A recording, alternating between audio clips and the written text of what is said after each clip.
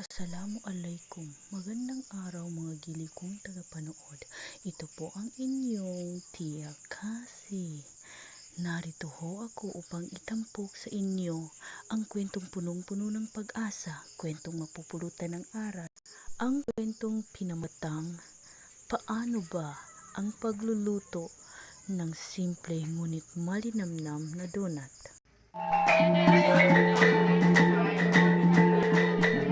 Meron akong 4 cups all-purpose flour sifted. Nagdagdag na rin ako ng 1 tablespoon active dry yeast, 1 teaspoon baking powder, at 1/2 teaspoon asin. Set aside na muna. Sa isa pang malinis na bowl, naglagay ako ng 1/2 cup brown sugar, 2 pirasong itlog. O yan, itlog yan ni Mister. Mister, itlog ng alaga niyang manok na Shamo. Nagdagdag na rin ako ng 1 1/2 tablespoon ng cooking oil at 1/2 cup water. At imimix na po natin siya para matunaw yung brown sugar.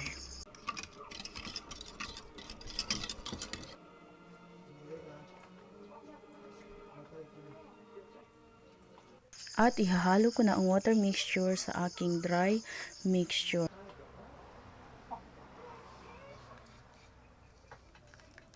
At nakahanda na ako sa isang pangmalakasang pagmamasa.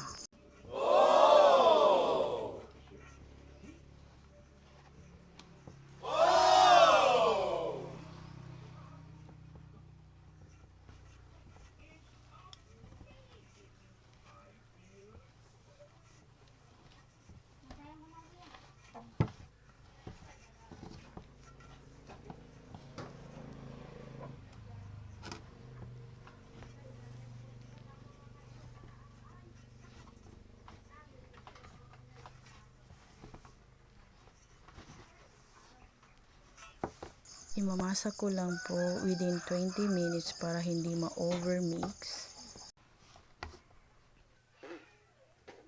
Masa lang ng masa para bagang ikaw ay makamasa.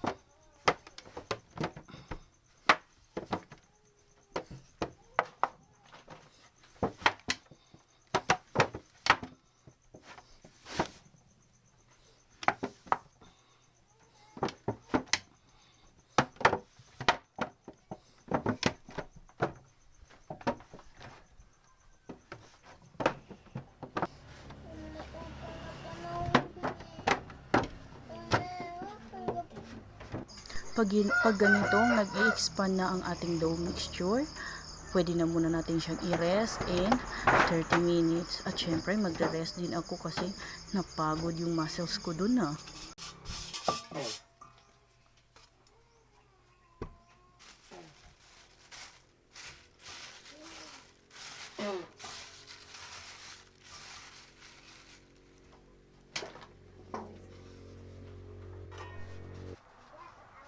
After 30 minutes, ayan. Umangat na po yung ating dough mixture. Ready na po yan para ating pagpipira-pirasuhin at ihuhulma na natin into circle. Ihuhulma na natin into circle shape. Bubudburan natin ang harina para hindi siya didikit sa ating pan.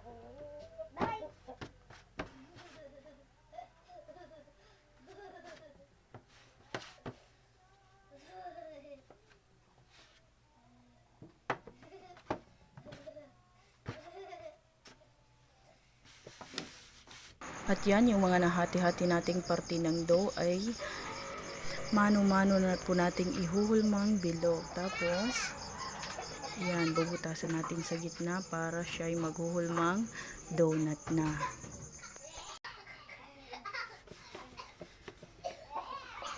Ayan, paulit-ulit lang natin yung proseso ng paghuhulma hanggang sa maubos natin yung dough mixture. Ayan. Special po yung donut ko, ha? Kasi yung itlog na ginamit ko dyan, itlog ng Siamo chicken.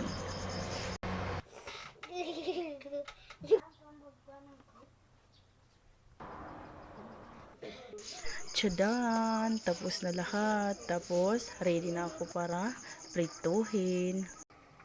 Pag mainit na yung mantika sa kalan, dapat po nasa low heat lang po tayo. Mahina lang ang apoy kasi madali po yung masusunog ang dough mixture natin.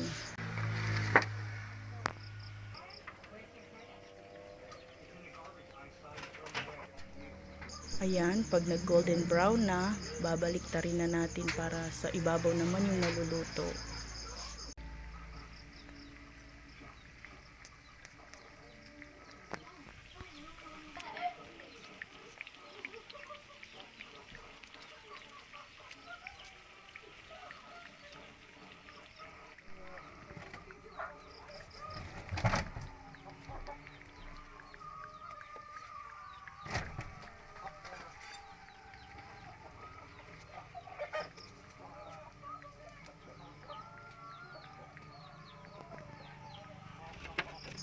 Ayan po, at luto na po ang lahat ng aking dough mixture.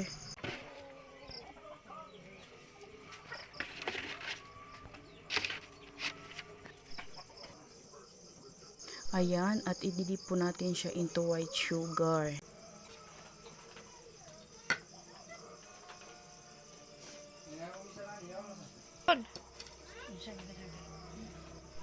Ito na po ang aking finished product ng simple pero malinamnam na donut.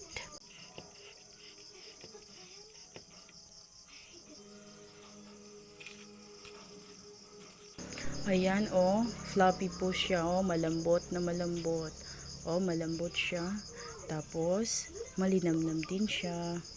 Mga giliw kong tagapanood, huwag niyo lang pong makaligtaang mag-like, share, at mag-subscribe na rin po sa aking YouTube channel para updated kayo sa mga susunod ko pang kwento. Thank you for watching!